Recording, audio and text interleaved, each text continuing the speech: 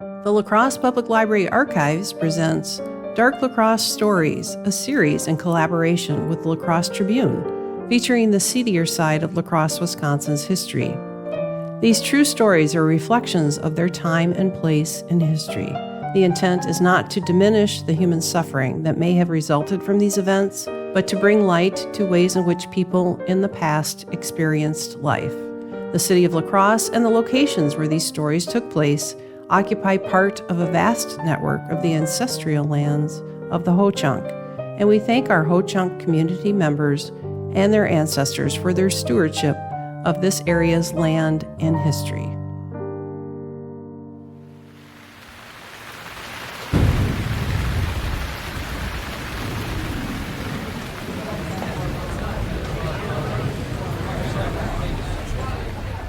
Thunderstorms had descended on La Crosse in summer 1935, bringing record rainfalls within the first week of August, causing the La Crosse River marsh to flood. The storms, however, did not bring any relief from the late summer heat.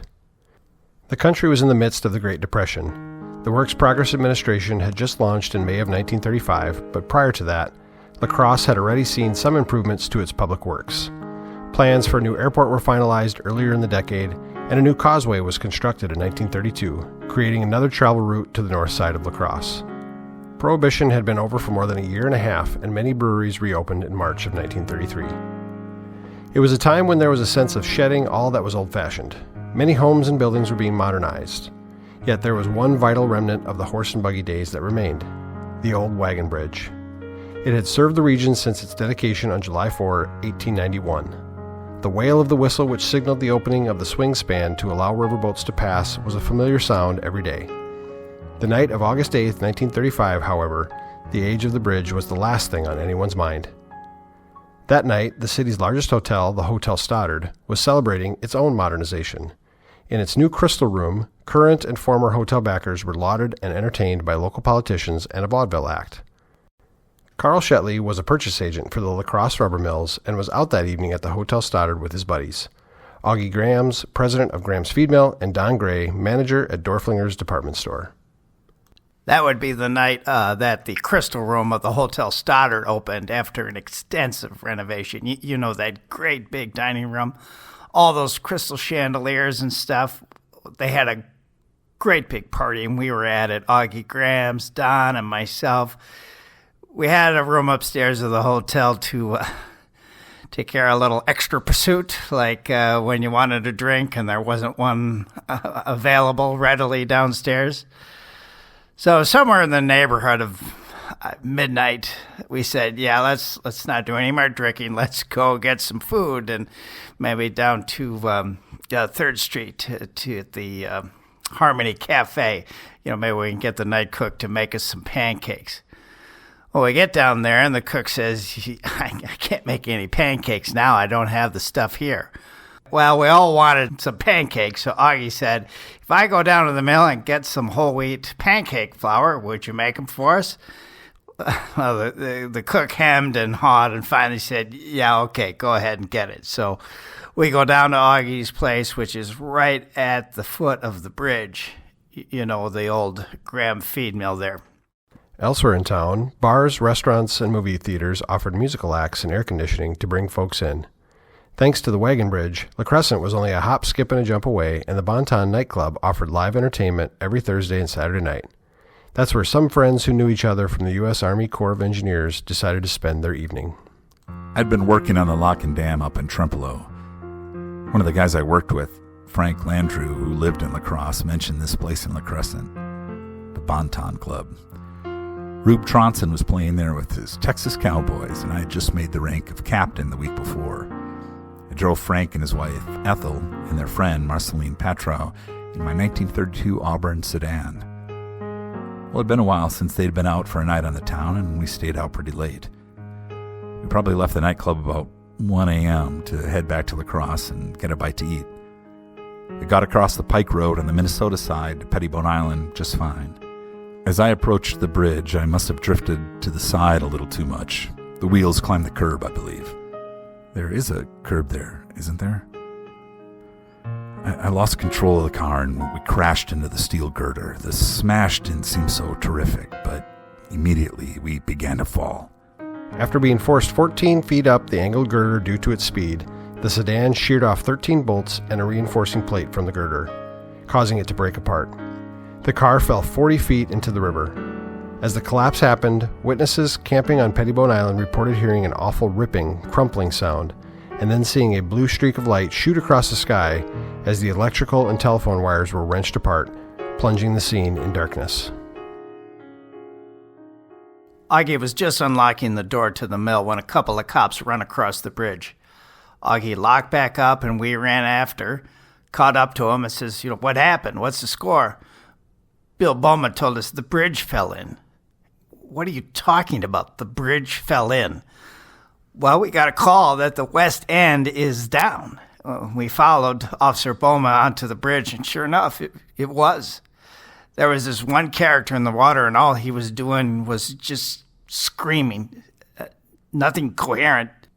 I never seen anything like it before or since, just plain screaming. It was a terrible feeling while we fell. Upon striking the water, I worked my way through the open window.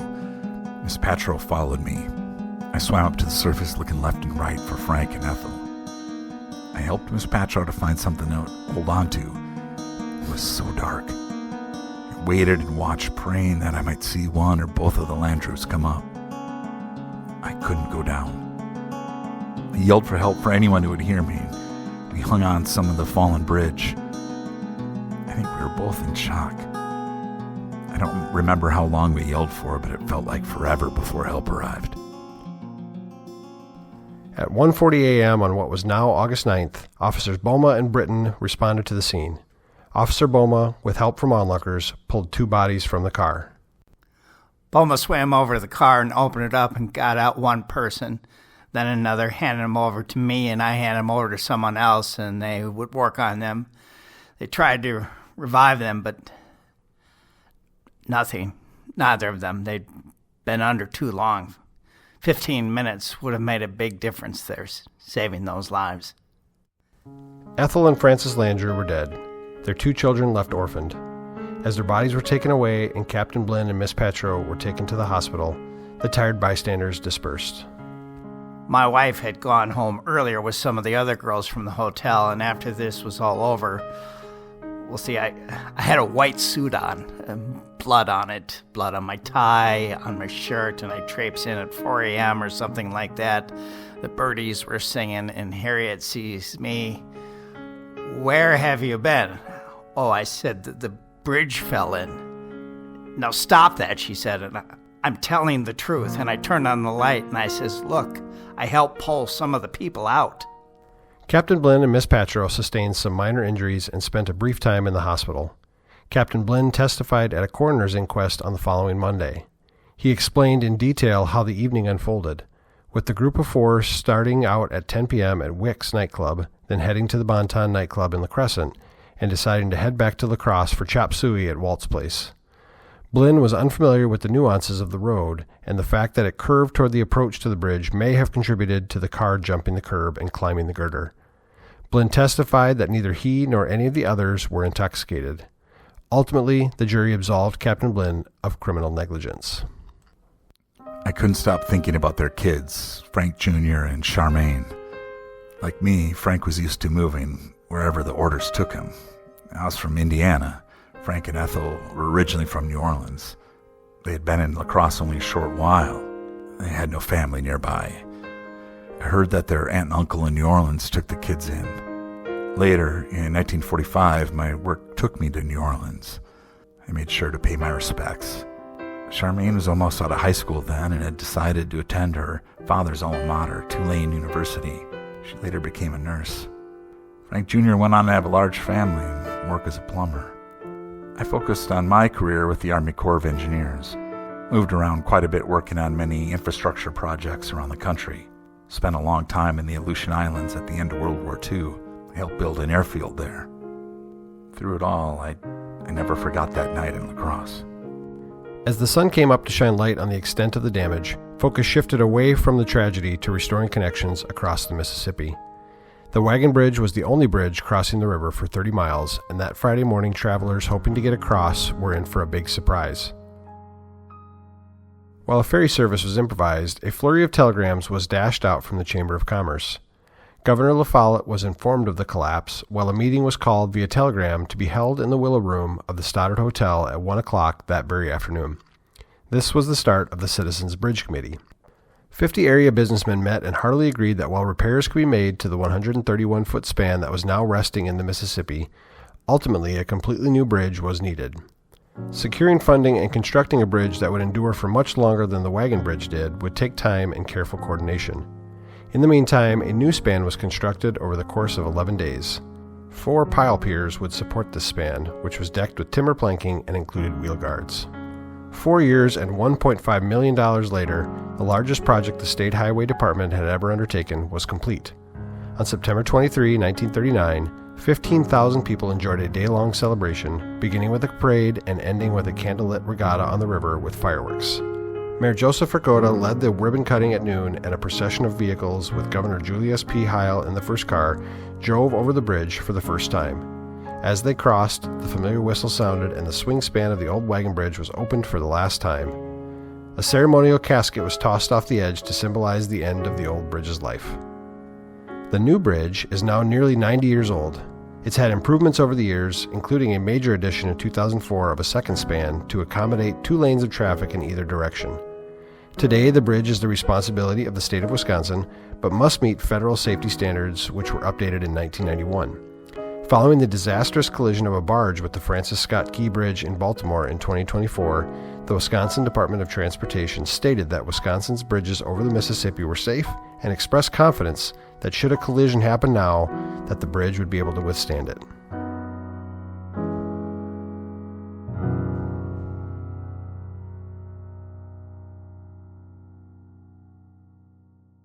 And now I'd like to welcome in Sarah Luddington, Associate Librarian at the La Crosse Public Library Archives, who did some of the initial research for this story.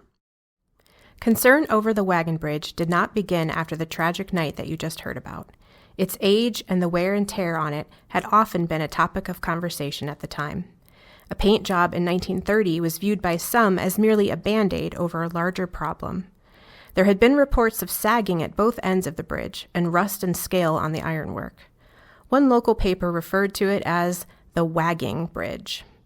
A very similar car accident had even occurred 2 years before in 1933, resulting in the death of one Winona woman. Minor repairs were made following that incident. Only months before the collapse, La Crosse Councilman Sherman Lennon had proposed a resolution to recommend to the State Highway Commission that it begin the process to construct a new bridge. At a council meeting, he shared that he had, quote, crossed it every day for 6 years when the weather was good and could see it was weakening under the strain of heavy traffic for which it was not built, end quote. His resolution underlined the need for federal and state funding, since it was known that the city would not be able to front the projected $1.5 million cost alone. When this proposal was made in May of 1935, the country was a few years into President Roosevelt's New Deal plan to revive the economy after the Great Depression. The Public Works Administration was already underway, and the Works Progress Administration was due to begin soon. However, in Wisconsin at the time, newly re-elected Governor Phil La Follette was in the process of proposing a unique plan which would help create a little New Deal for the state, separate from the federal plan. It was a hot topic for a few months in the spring of 1935, with Governor La Follette giving 3 radio addresses to garner support for his plan. The Wisconsin Works Bill of 1935 involved accepting a one-time grant of federal relief money, $100 million to be exact, and creating an entirely state-run administration to boost state and local economies. Despite the governor's efforts, the plan, which needed state legislative approval, was voted down in the Wisconsin Senate in late June. The state would join the federal plan after all. So this was the hazy state of public works funding when Captain Blinn lost control of his car that fateful August night. While there was still a sense that federal funding of some kind could be secured, it was a daunting prospect at this time, and knowing where to start was hard to determine. It was with this awareness that the Citizens Bridge Committee formed with an aim to avoid as much red tape as possible. After that first meeting in the Willow Room, work began quickly. Using the unique experience and connections of its members, the committee, chaired by grocery wholesaler Frank W. Sisson, hoped to make the construction of a new bridge as expedient as possible. The nearly 60 members consisted of not only La Crosse business owners, but lawyers, a congressman, and a highway engineer. The committee held a few public talks, inviting Wisconsin's WPA director, Adjutant General Ralph Immel, to speak plainly about the intricacies of New Deal funding at one such talk. Another was for public input, inspiring one local resident to propose that instead of a new bridge, a tunnel should be dug under the Mississippi River. Committee members were heavily involved in meetings in Madison and Washington, D.C. to determine a breakdown of funding by each level of government. This process would end up creating delays, only one of which the committee felt they could help with. In the summer of 1936, the question of funding was thought to be settled, and the city moved forward with its contribution, acquiring the land needed for the right-of-way. The Cass Street location had been decided upon, and much of the land needed was purchased by the city, but there was one holdout, the Segelke and Coalhouse Company, at the southwest corner of the intersection of Cass and 2nd Streets. The company, known for their mill work, wanted to be certain of getting a fair price for their land, and this ended up delaying when bids for construction could be advertised. Committee members again relied on their connections to resolve the matter and help get the project back on track. Further delay was caused by a friendly court action, which argued that under a state statute, La Crosse County could not fund a bridge that was part of a federal highway, which this one would be. And in January 1937, the state Supreme Court agreed. The county money was reallocated toward work on Highway 16, and the state picked up the slack. Coincidentally, the plaintiff in this lawsuit was none other than Carl Shetley, our witness to the aftermath of the collapse. In 1936, he had become head of another civic-minded group, the Citizens Tax League. Once these matters were resolved and the construction phase could finally start, the Citizens Bridge Committee would take a step back, as the county and city council now had their own bridge committees to steer the project. In 1939, as the completion of the bridge neared, a final goal for the committee was set, and the members got to work planning the historic event to commemorate the opening of the new bridge. In a radio address given to promote the opening day festivities, Committee Chairman Sisson, who was also in attendance at the opening of the Old Wagon Bridge nearly 50 years earlier, thanked the community for their support and closed his address with this sentiment for the people of La Crosse. Compare the old bridge and the new, and be reminded of the progress of the times. It is the march of time, and La Crosse is in the line of march. Thanks for listening.